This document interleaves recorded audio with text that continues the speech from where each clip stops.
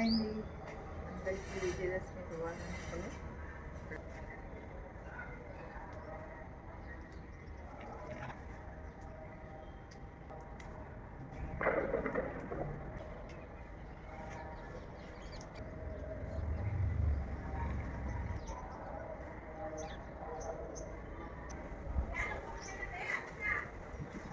చూడండి, బుట్ట నిండా వచ్చే పూలు చాలా హ్యాపీగా అనిపిస్తుంది. సో మీరు కూడా అందరూ ఎవరు ఏ పనులు అనుకుంటే అవన్నీ కూడా విజయవంతంగా జరగాలి. సో అందరికీ విజయదశమి శుభాకాంక్షలు.